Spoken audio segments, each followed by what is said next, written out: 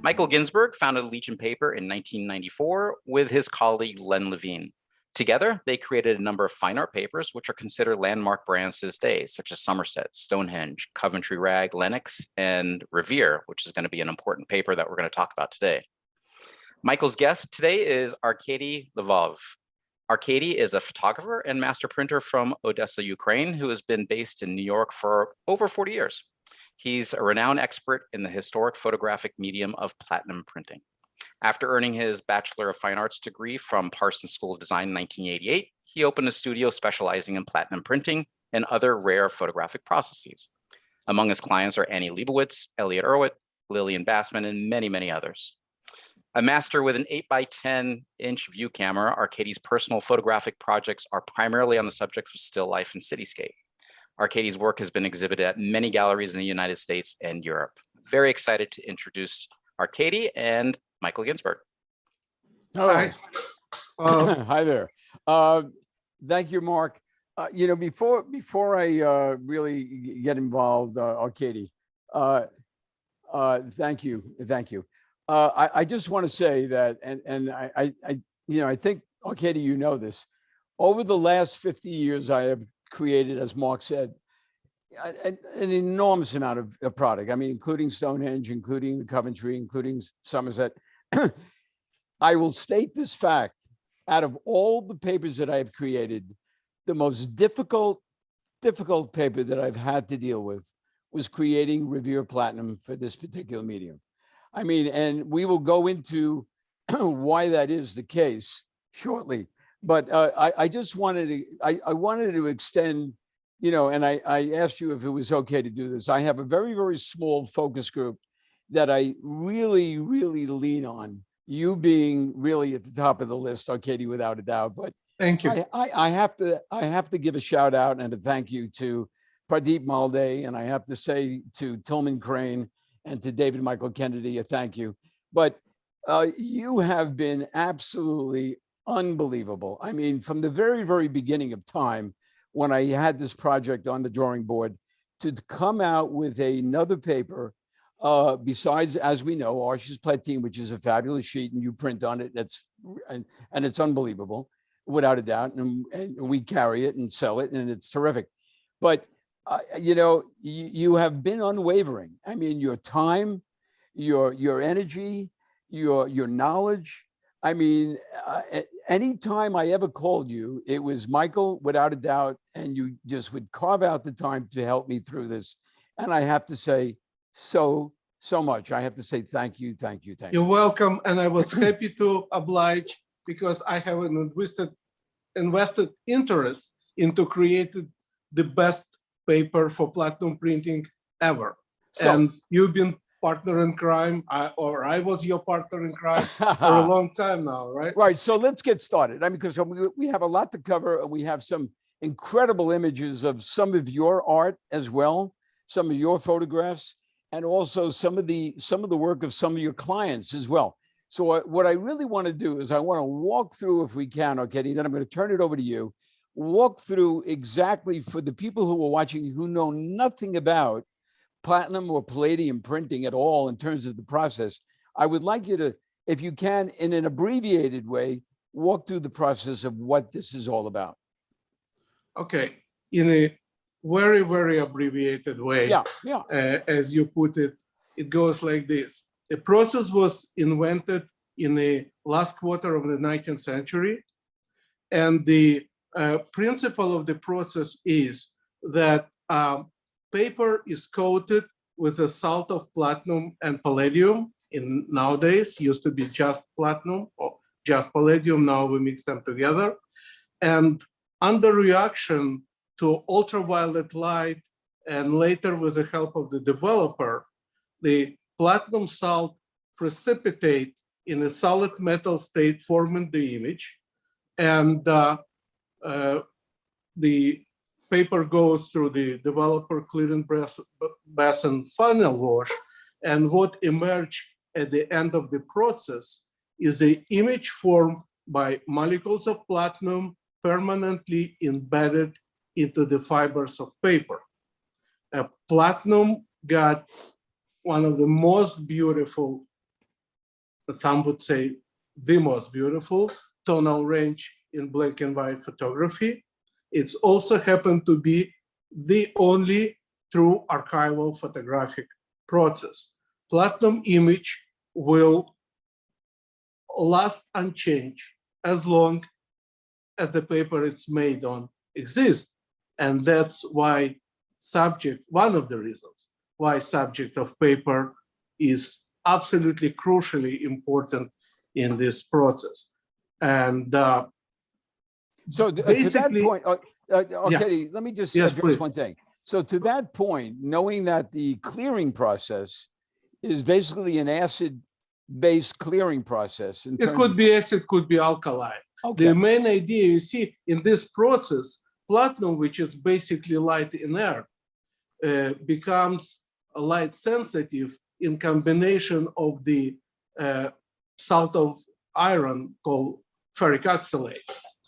In the end, when image form, ferric oxalate is still in the paper, but it's done it purpose, and it must be removed with either alkaline or acid. Unlike platinum, luckily, ferric oxalate is a very unstable element in this process and can be easily removed with proper clearing.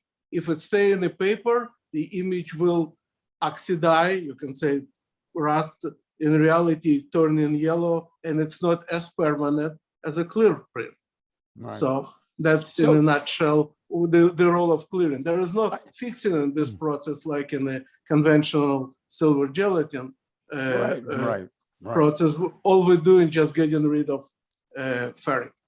So, I mean, the point I was making in terms of the difficulty in creating a substrate for this particular medium is how critical the balance of chemicals, is to achieving such a perfect quality image at the end of the process. I mean, it's, you add a little bit of this and you have a little bit of that, and at the end, hopefully you cross your fingers. Obviously, the substrate is crucial, without a doubt. But, absolutely. Yeah, but and at the end of it all, you really hope that you have all of the right blend done right, clearing as well.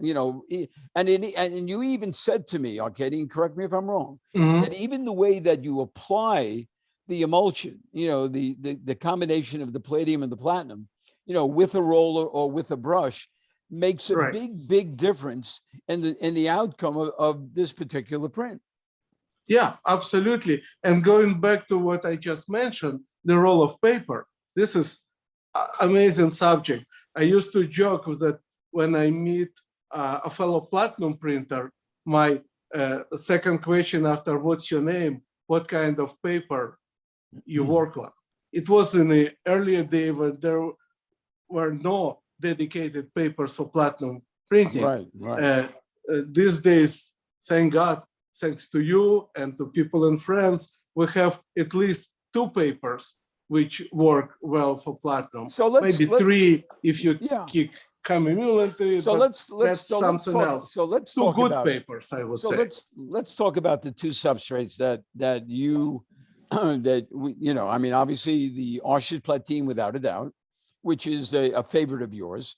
And let's talk about also the Revere Platinum in terms of the differences between the 2 a little bit, and how you work with both of them. Okay, paper. Why it was, from my understanding, why it was so difficult, almost mission impossible for Michael to create a good paper for platinum printing.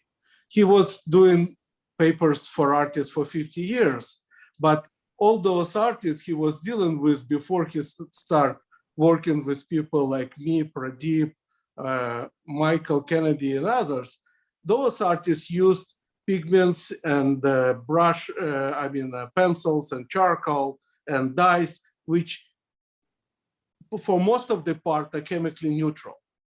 In our case, the second you lay chemicals on the surface of the paper, the chemicals start reacting my chemicals with the papers which in the paper.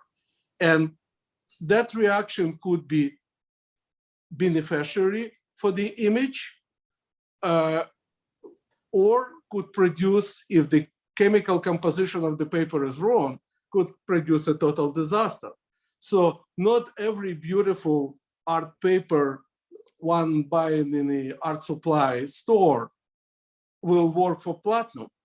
It worked for other things it's made for, but for platinum, if there are wrong chemicals for platinum process, it might produce at best a very inferior print. Oh, I mean, one of the most important things. So now back to existing papers. Yeah. Arches, Platine, and Revere. Now when we understand that basic thing. So Arches Platine is basically based on a watercolor paper which Arches was making, and they modified it to eliminate chemicals which will be harmful to the beautiful look of platinum image. And same goes for Revere. The difference is, I can think of few, but one most standing out different. Arches Platine, great paper, beautiful tonal range, great black, everything. A little problem. Very, very difficult to achieve a cold tone image on that paper. Even with a huge amount of platinum versus palladium, prevalent amount of platinum in printmaker's emulsion, it's still colder, but not as cold as someone might need for aesthetic reason or for commercial printmaker like me if a client demanded. With Revere, it's much easier in a traditional developing out platinum process to achieve a colder print on Revere. Rather than that, I would say Platine may be a little bit user-friendly for beginner, easier to work with, but for an experienced printer, he or she just need to see how Revere paper can be get under control in his or her studio, and there is no reason why someone cannot get a beautiful print on Revere. I was testing for Michael the latest version of that paper, and I got a very good quality print of it. Yeah, I mean, the prints were beautiful. The outturn samples that you sent were unbelievable. And the one thing that we didn't talk about is one of the additives that must not be in the sheet is a calcium carbonate buffering agent. Yeah, I don't know if people who not directly connected to what I'm doing or my colleagues interested in those minute details, but it's a good example of the difficulty of making paper for platinum printing. There is a huge pressure from conservation community of museum and major collection to buffer paper with a lot of alkaline against the existing acid environment. Alkaline, basically, to put it in a layman term, it was killing a good black in a platinum print. If paper got a lot of calcium, a lot of alkaline, what so-called buffering, what those conservators want to have in paper, it's almost impossible to achieve a good black, a full tonal range, a very rich, vibrant print. So when Michael started on that road, my advice, and I'm sure other experienced people as well, was that we have to produce a paper which will have no calcium in it. Oh, that was, you know, Arkady, that was without a doubt. But I do want to say this, whether it be the Arches Platine, no calcium, or whether it be the Revere Platinum, no calcium, the paper is still a neutral pH archival quality sheet, without a doubt. Absolutely. That's supposed to goes without saying. go back to what I was talking about a few minutes before, platinum print will last forever and change as long as the paper exists on. And that's where longevity of the paper becomes absolutely crucial factor. If we want this image to survive for a century, it has to be put on paper which made up to the highest museum conservation standards. No acid, pure cellulose, etc., etc., etc. So that's where Michael's expertise kicks in, because he spent decades producing art paper of museum quality. Yeah, I mean, and with Revere Platinum pulling my hair out of my head is basically what I was doing. But and to your point, Arkady, it's an ongoing process. I mean, absolutely. We have a beautiful sheet. And I just want to mention to everybody that might be watching, from an availability standpoint, both the Revere Platinum as well as the Arches Platine are available in 22 by 30, as well as a 30 by 44. And both will be available, or both are available, or will be available in a box line as well. And I mentioned this to you, Arkady, in 8 by 10 and 11 by 15. Absolutely. In boxes.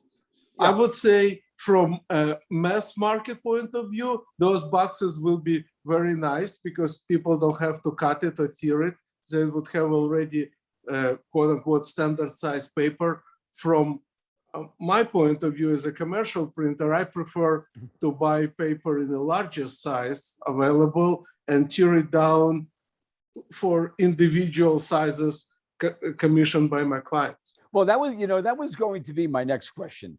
How large can you print? How, without any distortion or without any change at all in terms of quality and performance, how large a print can you produce? All right. In my studio, and I will give you a quick tour of it in a few minutes. In my studio, I can produce platinum prints up to 30 by 40 inches size, which in platinum world consider a mural size. Yeah. Very few people print that large. Although I've seen platinum prints done even larger. What limits me? Well, one part of it is an equipment, but I can buy a larger exposure unit.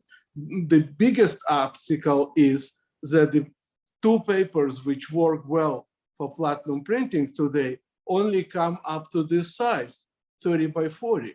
So that when my clients ask me, can you make a larger print?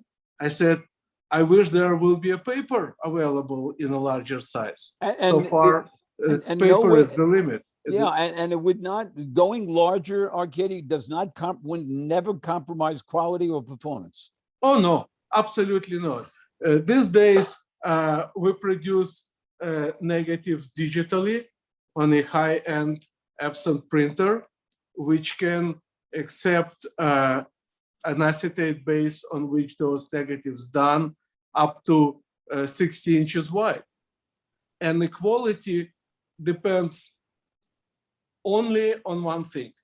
How good is the quality of initial source, either negative or digital file? If the file is large enough, big enough, or if it's a very well-made high-resolution scan from the negative, I can make print as large as 16 inches if paper will be there for it. So what would you be? I mean, you don't have the equipment now, but what would be your wish list if you wanted? I mean, if you wanted a. Well, what I'm using now, and again, you'll see it in a few minutes when I'll give a quick tour of the studio. I'm using what they used to call a plate border. It's an exposure unit originally designed for etching plates for offset presses. Mm-hmm. I have three of them. The largest one I have is going up to, it's actually 32 by 42 size for 30 by 40 print. But they made those vacuum frames and exposure units twice larger, 3 times larger. So if, as I say, if there is the will, there is the way. Yeah. If occasion arise and there will be an economic reason to do it, I can buy a larger exposure unit. Right. Not a problem. But I mean, 30 by 40 is a pretty large size print. Oh, for platinum, it's huge. Yeah, and then when you mat it, and then when you frame it, and then you put, and I'll mention this: if anybody is going to mat and frame any print, I don't care what it is, that means anything to them, especially a palladium and a platinum print. As a result, it's so important to use UV plexi or UV glass to filter out any of the UV light. Totally. You agree? Absolutely. Even with platinum, which is probably the most stable, it's still important. You cannot be too careful, as they say. And while on the subject of printing platinum prints, the latest fashions, they usually frame what they call a raised floating, when entire sheet of paper is exposed with a decolletage and everything. So in a kind of like a shallow, couple of inches deep frame, shadow, I was going to say. So the whole print presented as an object. And it is an object because platinum printmaking is a beautiful craftsmanship, and it should be appreciated and treated as such. So it's literally print like itself is an object of art. So it's like floating. It's floating in the frame. I mean, literally. Exactly. Yeah. That's exactly what I'm trying to describe. That's gorgeous. That's really raised beautiful. floating. Why don't we now take a little bit of a tour, if we can, and walk through a little bit of some of the equipment that you have, and we can, because I know that you're pretty mobile there with your camera. Yeah, I'll just swing it on a tripod. So bear with me. Okay, so this is the desk I'm using for coating paper with a platinum emulsion. It's supposed to be completely flat, so I'm using a large piece of plated glass, and the reason it should be flat because I'm using tubes and brushes, and when you use the tube must be in a perfect flat contact with the surface of the paper. Now, most of the coating is done with tube glass, or is it with brush? Well, sometimes it's just tube, sometimes it's tube and brush. For small print, I can use brush alone. It all depends on the individual print, individual assignment. You see one of those brushes there sitting at the top of the table, and then you can see the light box on which I'm examining the negative for the print. You can see there is a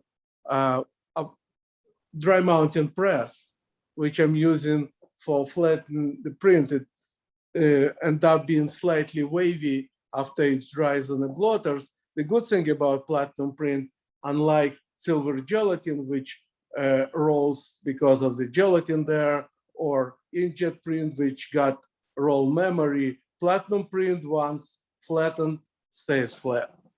So let's proceed. Well, and also, Arkady, when you receive product, and I tell this to all of my printers, whatever the medium and whatever the process, when you receive paper, you open it up and let it acclimate to the environment, don't you? Yeah, the humidity is plays very important role in this process. If it's too dry, it's difficult to achieve rich full tonal print. If it's too wet, there is another problem, because when you do an addition, prints varies with an amount of moisture in a paper. So I'm trying to keep a very stable environment in terms of moisture and temperature for consistency of the result. But in general, it's much preferable to print platinum in a moist environment than in a dry environment. Interesting. Okay. So good absorbance of the paper important on that matter as well. Now you see the desk on which I'm finishing the print, and now we're moving towards the wet process part of my studio. There is a layout of trays, which I'm using, and the filtration system, and so on and so forth. So let me move it a little bit more. And now you'll see the large exposure unit. This is the one for 30 by 40 prints. So at the bottom, you see what they call a vacuum frame, when perfect contact between the negative and the paper achieved by this frame being attached to a suction pump, which create vacuum inside the press.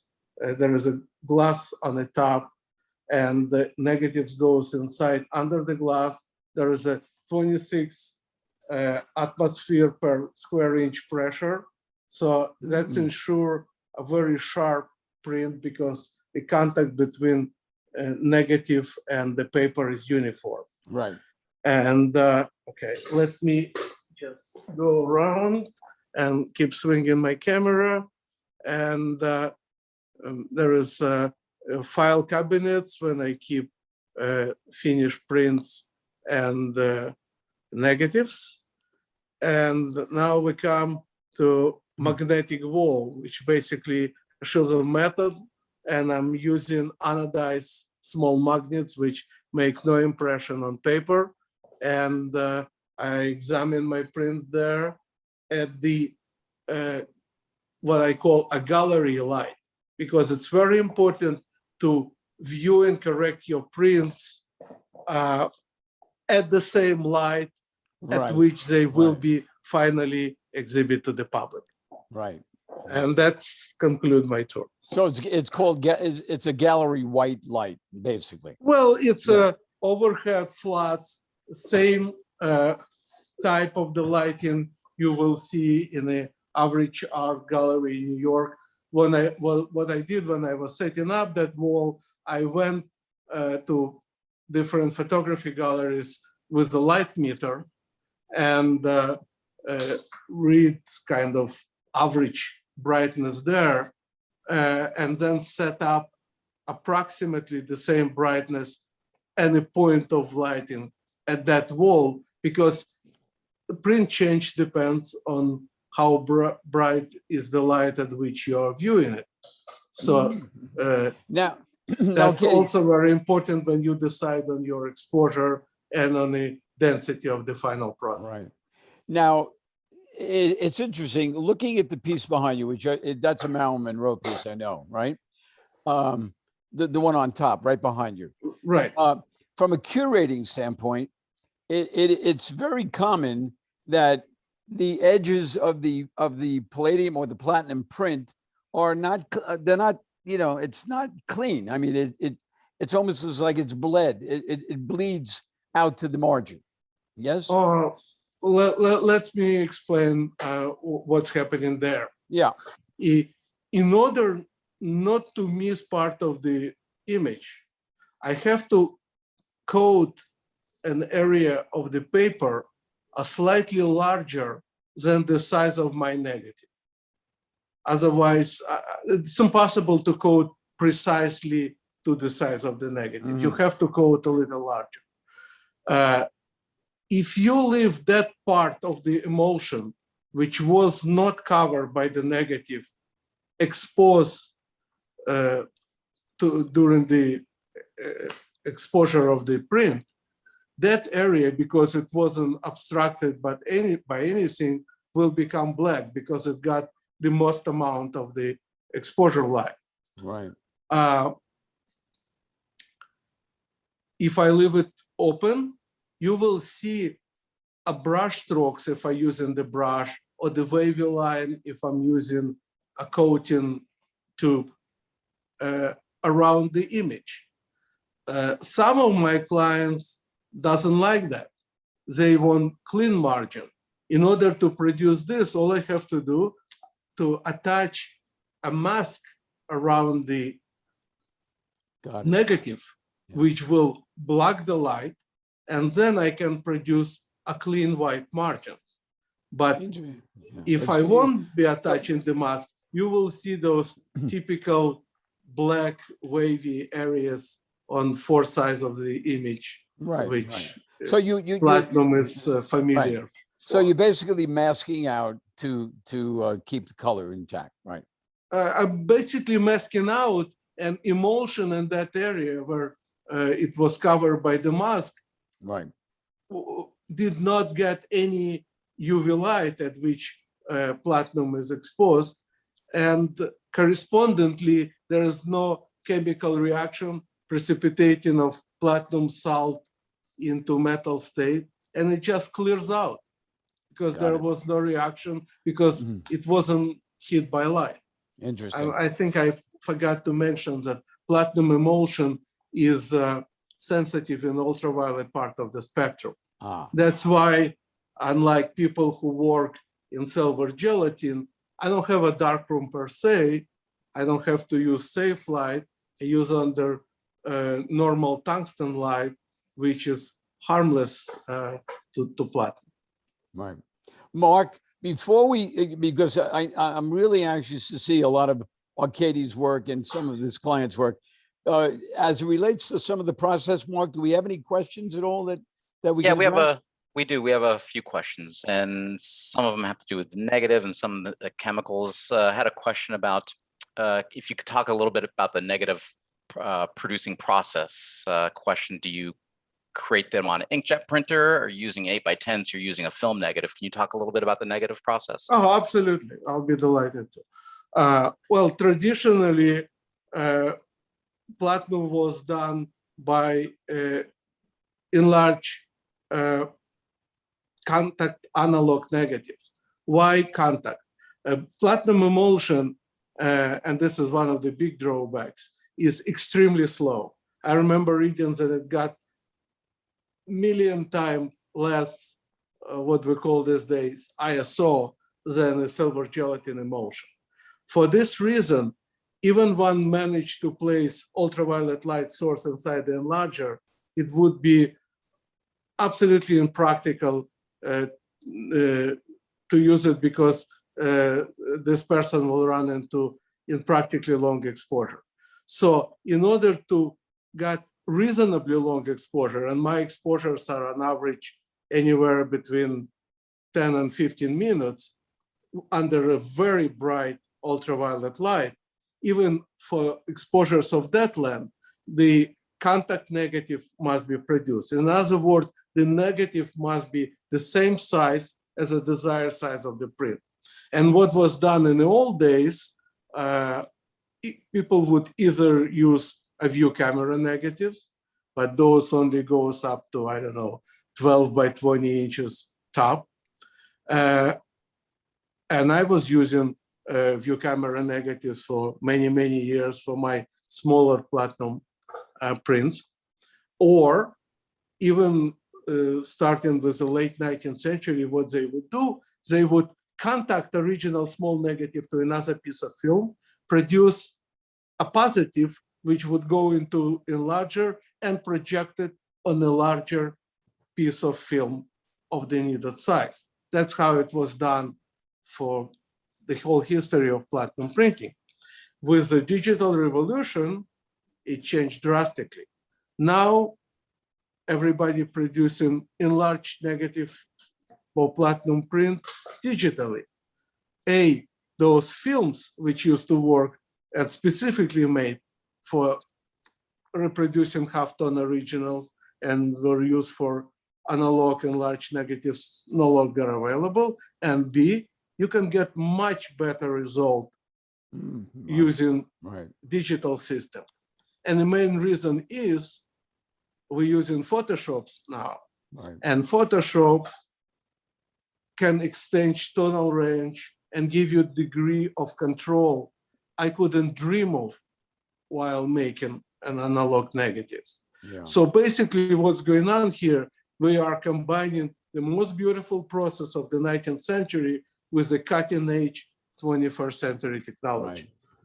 And that will enhance quality and performance as well, obviously, at the end. Oh, we're enhancing quality tremendously. We can sharpen the image. We can bring details in the highlights and shadows, tonal separation, increasing the highlights, Incredible. details, emphasizing shadows. Yeah. We can do numerous things. We can do imaging, for God's sake. We can retouch and remove and add. We can use it very creatively. So all this in combination with the beautiful abilities of platinum emulsion, creating the most beautiful images I ever had, and it's still improving and it's still getting better. So, right. Mark, I think that limit. answers the question. Yes. No, it certainly does. Let's squeeze in a couple more before we go to the Go ahead, slides. go. Skip wants to know, he has a few questions, but we'll just get one here. Skip wants to know if you have any experience with the Malde Ware printing out process. Any advice how best to use it with Revere, for example, humidity in a dim room? Absolutely, I do. Pradeep Malde is a dear friend of mine, and I was honored to be at his studio and see a demonstration by the master himself. It's a gorgeous process. It's a process which gives you amazing degree of control in terms of tonal range, color of the print, etc., etc. It can be used very creatively. The only reason I'm not using that process because I'm mostly a commercial printmaker, and it will take me a longer time. I would have to redesign my studio, probably double the space I'm renting here in Chelsea, in Manhattan, which is already tremendously expensive. And then, of course, but it would create some complications for me. Right. Nothing wrong with the process. It's only because of the specifics of what I'm doing. The process itself is absolutely fantastic. Mm. That's my answer. Mark? Maybe we can move to slides now. Yeah, sorry about that. Just answering somebody offline. So yes, let's move to the slides. We do have a lot of questions, but we're limited by time. So I think it's important. Let's leave them at the end if we still have time after. Well, what we'll do is that I also will answer these offline. So I'll get these questions to you offline because we are running out of time and I want to get your slideshow Fantastic. up. And so every question that somebody asks, we will have it answered. I would love to answer all of them. Great. Offline. So let's let Mark. You have the format for the slides, and we can go full screen. Mark.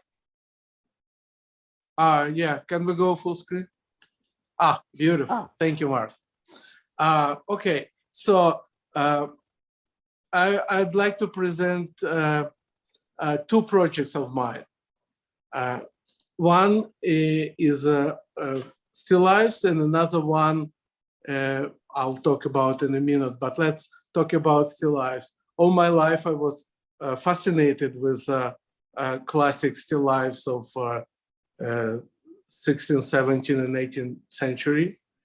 And this absolutely unique universe which one can create at the studio with objects which talk among each other and maybe have some symbolic image is very dear to my heart. That's what I like to do when I have time. So this is one of the still lifes of mine called simply kitchen still lifes. It's kind of reference to an early Spanish still lifes. We can move on a little faster with them. This is from the series called Inside the White Box. I found the white box somebody threw outside and start placing different objects in it. You can see another composition in the white box in the next slide. No, it will be coming later. This is my homage to one of my most favorite classical artists, classical painters, Chardin. This is another from the Inside the White Box series. Okay, we can move on. Yeah, that's a very important subject in the still life art called vanitas. which become very popular in Dutch still life of 17th century. It has to do with religious beliefs that we have to remember about our life in another world, despite all the vanities of this world. And this is one of my vanitas. Arkady, it's interesting that you have a string of garlic. I mean, yeah, garlic, right? Vampires. Right. But you know, but what I'm looking, something to do with death. Right. So when I'm looking at this piece, I'm looking at how dense that black is unbelievable. Yeah, good blacks produce richer print because it's extends the tonal range of the print. Again, right. Very, very important to have a right paper. Otherwise, it's impossible to get that black, or what we call T-Max. Right. That's called breakfast. I gave myself an assignment to make a still lifes with all white objects. That's a beautiful piece. Thank you. Thank you. Thank you, Michael. Yeah, that's another vanitas. The painting and the background is what started all this. I had a friend who is a restorer of an old art, unfortunately no longer with us. And when I saw that little stamp on the top of the stretches, that gave me an inspiration, and I start bringing other objects and everything. So in the end, that's how. This is another series of mine called Venice by Night. Wow. I've been going to Venice for last 26 years, every year, because I'm working on a completely different project, which is on color. It's about Venetian Carnival. But at night, Venice, which at that time, especially during the Carnival, is absolutely swarmed by hundreds of thousands of people during that Carnival week. At night, it's completely deserted. Wow. It's peaceful, it's pristine. You hardly see a soul on the street of Venice. And I'm walking with my wife around, photographing different little corners in the remote parts of Venice, no palazzos, no gondolas.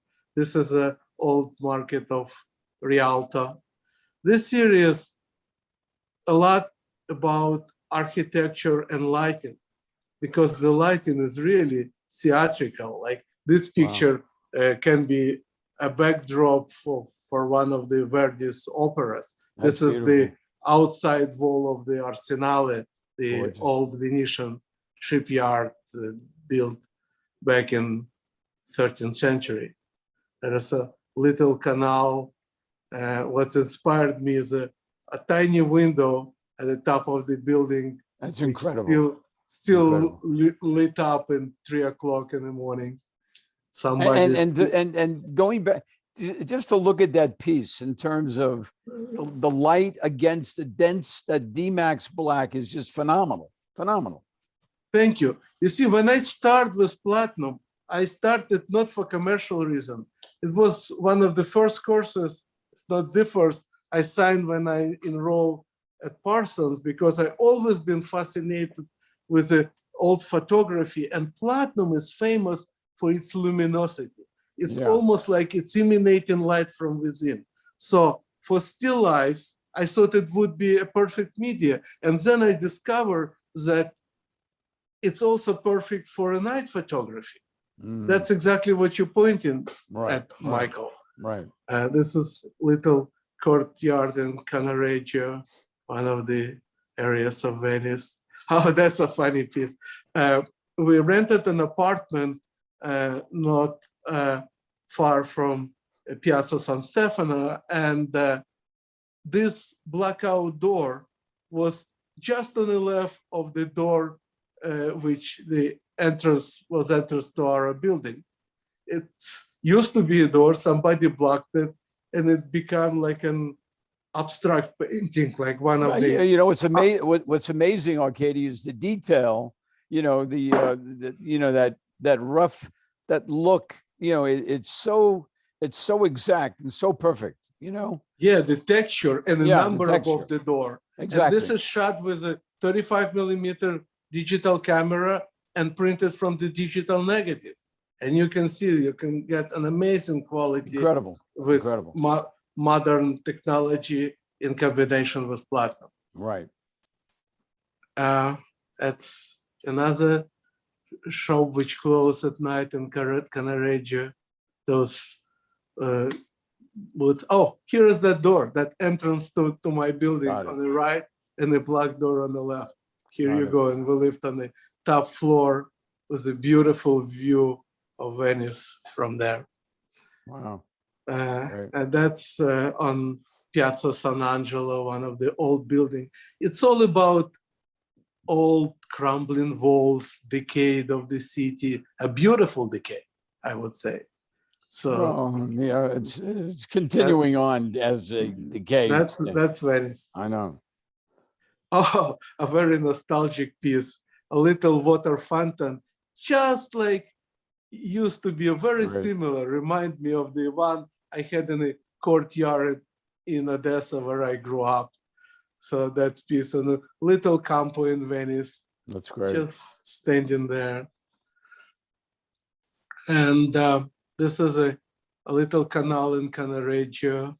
Look at that black. Look at those blacks. You can see a mystery woman standing there under the light.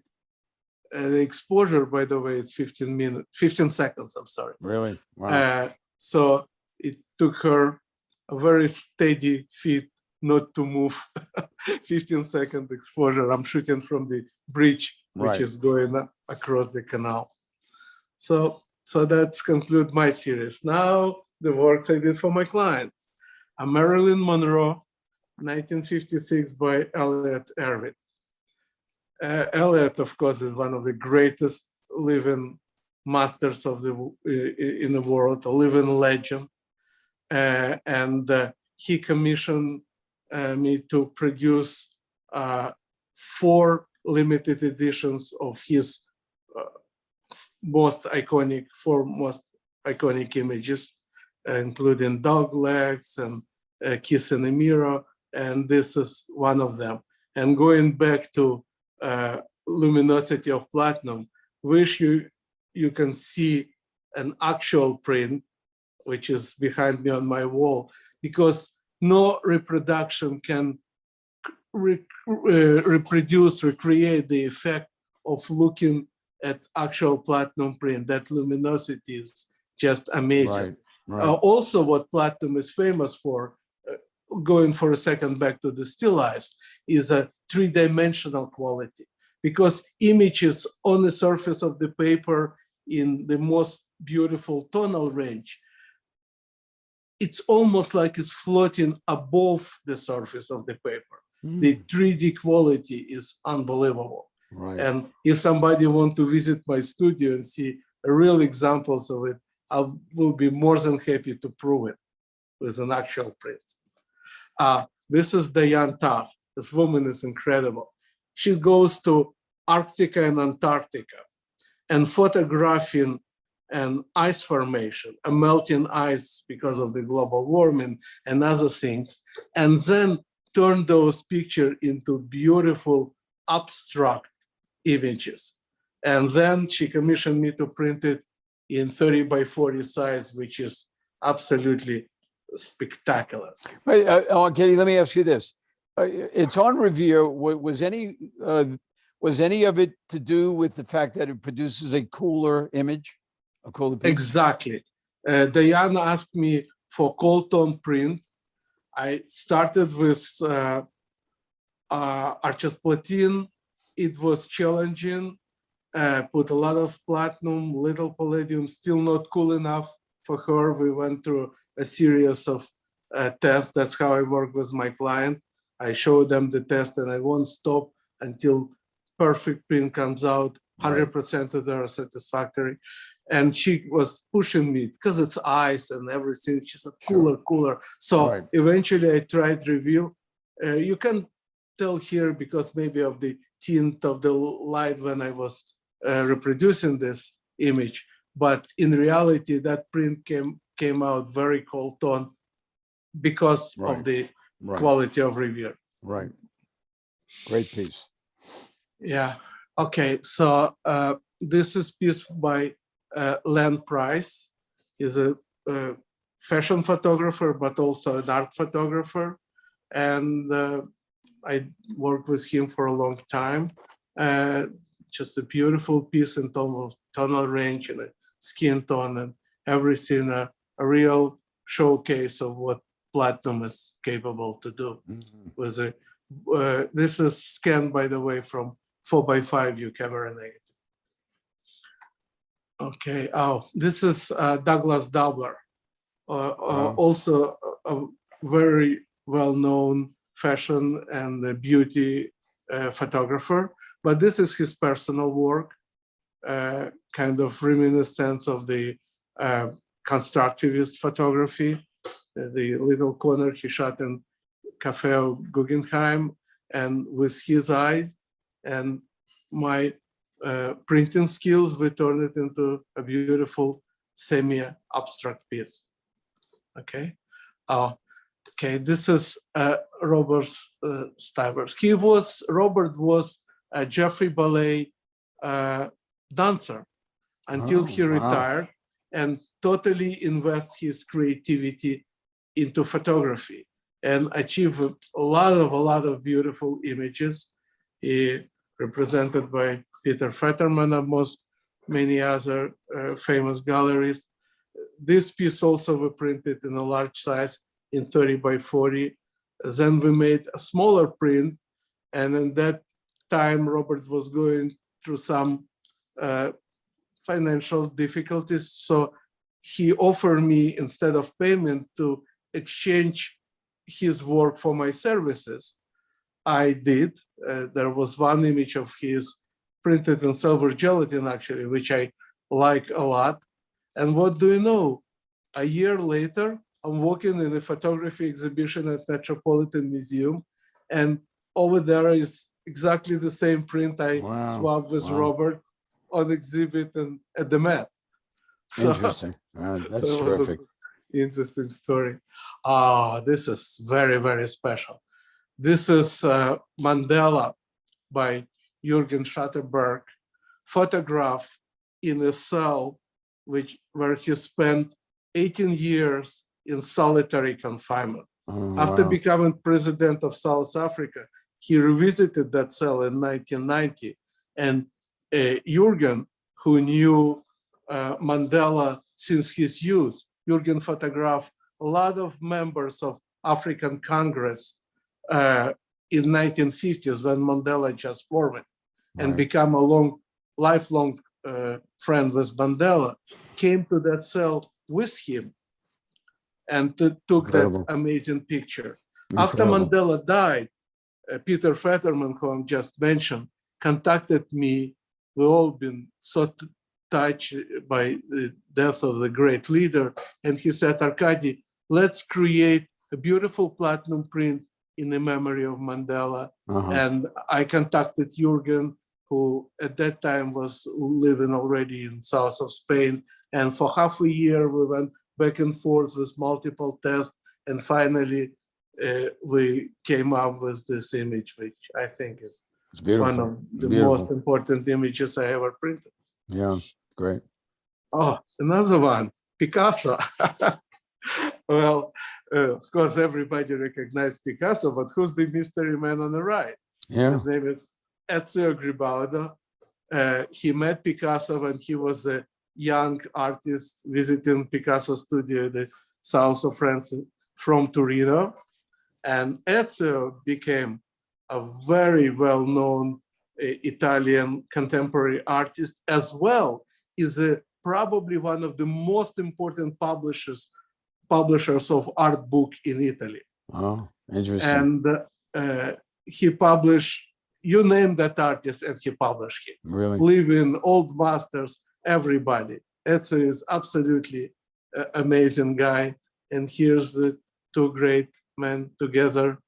Picasso probably towards the end of his career, and Ezio at the very beginning, but that was an interesting photograph commissioned by Ezio's daughter. Ezio is still alive, still kicking. Wow. But his daughter Paula, who now running that publishing house, found the original negative in her father's archive, sent it to us in New York.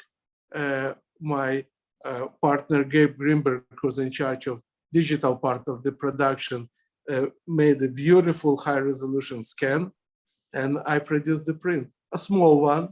That's what she asked for, but beautiful nevertheless. I think one of the questions that are being asked also is, are any of these prints available for sale anywhere?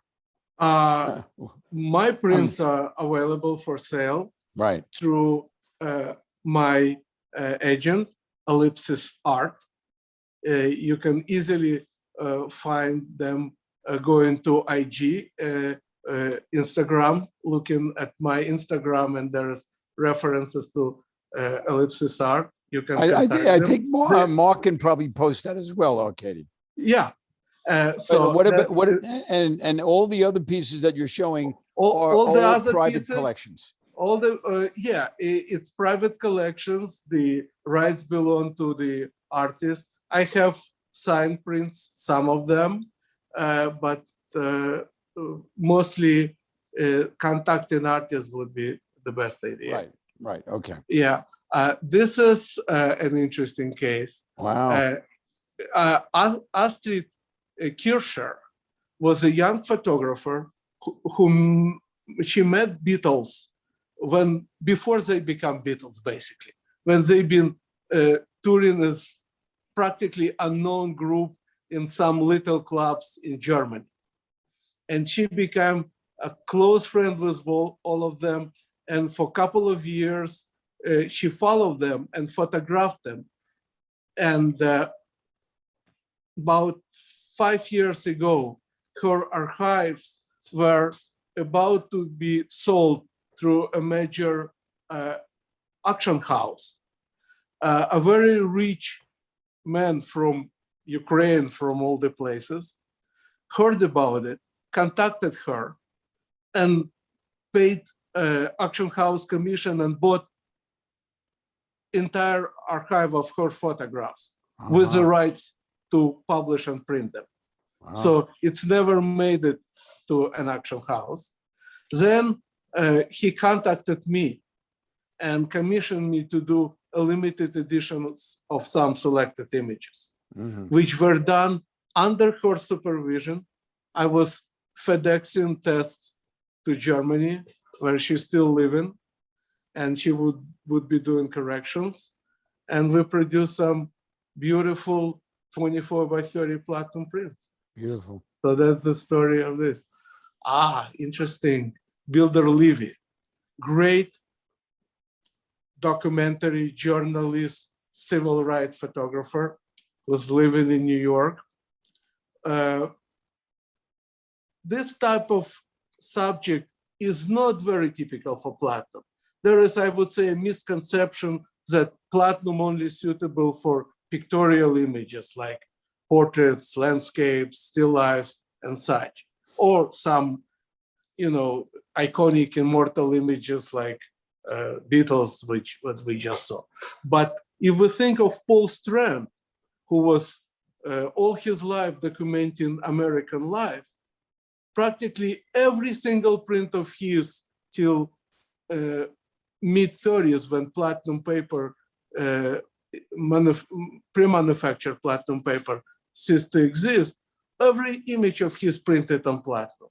Right. So Builder followed his footsteps. He contacted me, and I produced some amazing images of his in platinum. He was documenting hardships of miners of Appalachians, civil rights protests, life in ghettos of New York, traveling around the world. Incredible images. Look him up online, Builder Levy. And we produced by now almost 70 images of his on platinum. Unbelievable. Mark, how are we doing on time? Because We are running out of time, but I wanted to get through a few more of the slides, and we can just. Yeah, I can go very quickly. Go. Okay, this is Barbara Luisi, another very loyal client of mine, who, among many other subjects, studied human bodies in a classical tradition. She's also a very accomplished violin player. So goes to say, talented person, talented in many ways. Right. We can go over the next slide. Elisabeth Sunday. She was for many, many years until recently going to remote places in Africa and photographing African people, tribal people, reflected in a flexible plastic mirror, creating some beautifully distorted, elegant images of those people.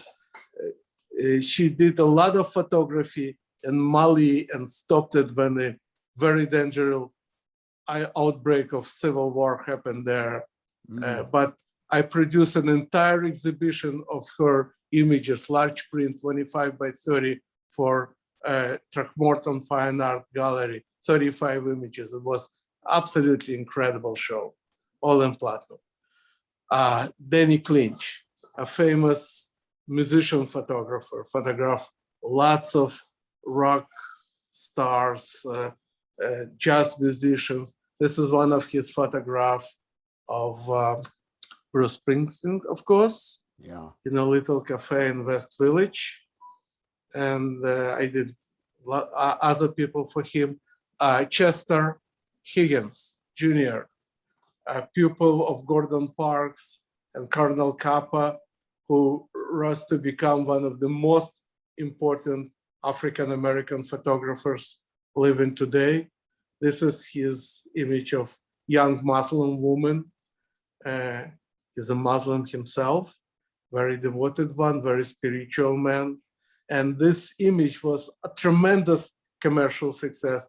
This is a reproduction of 30 by 40 print, but editions of 3 different sizes were completely sold out. People just happened to like it a lot.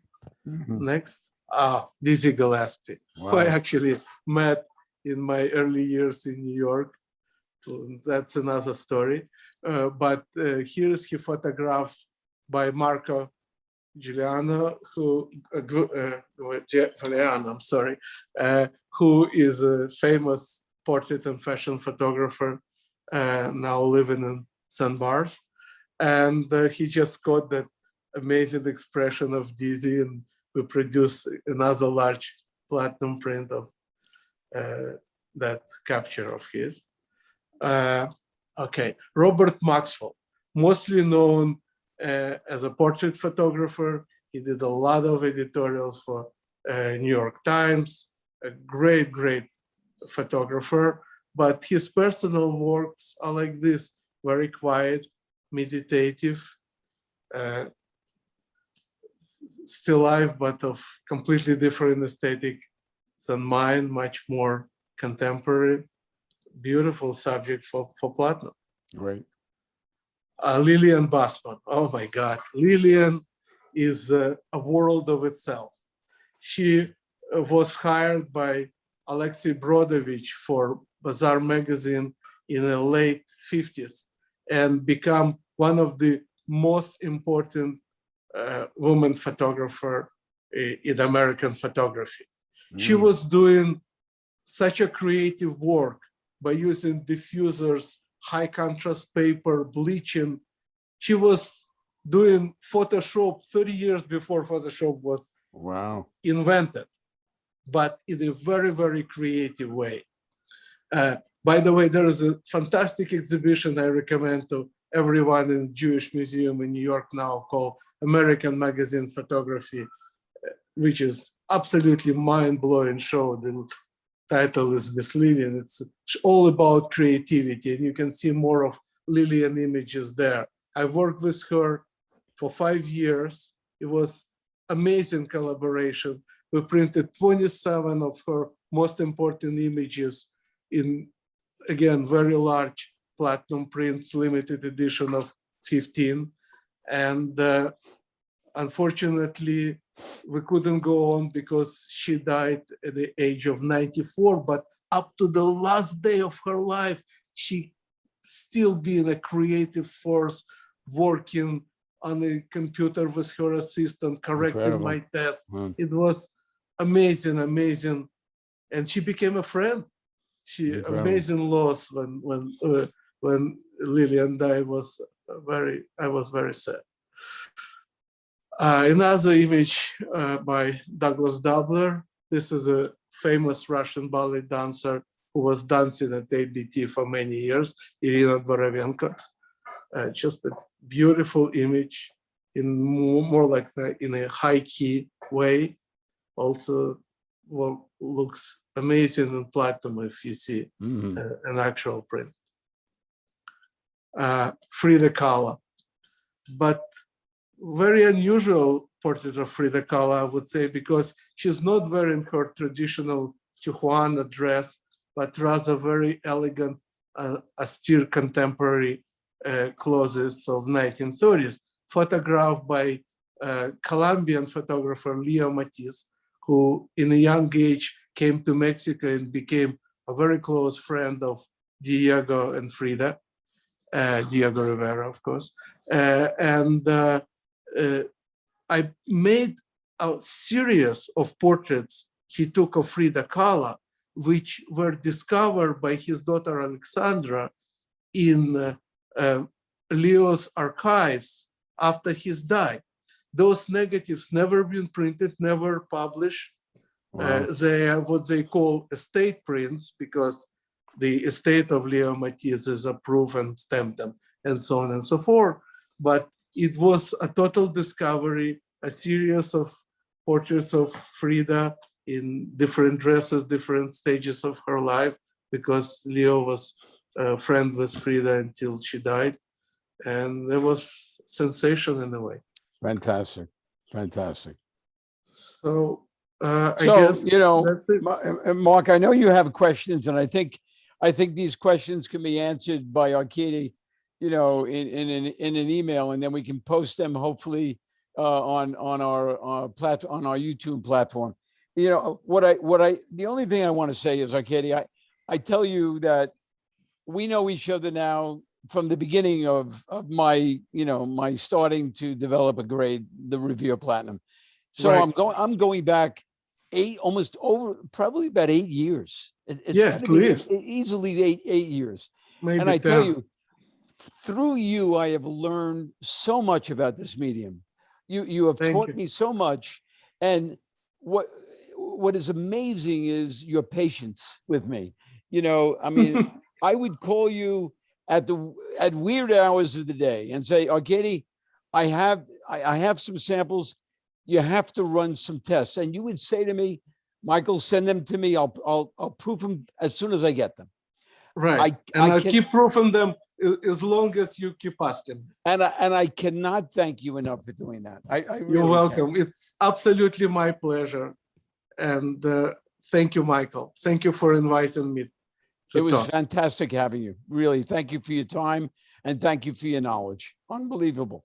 Unbelievable. Thank you for staying with us and producing beautiful papers. Well, without them, we will continue. We will continue to do that. You know, me, Legion, we will be there to continue on. Trust me. Thank you. Okay. Okay. Bye-bye. Take care. Thank you.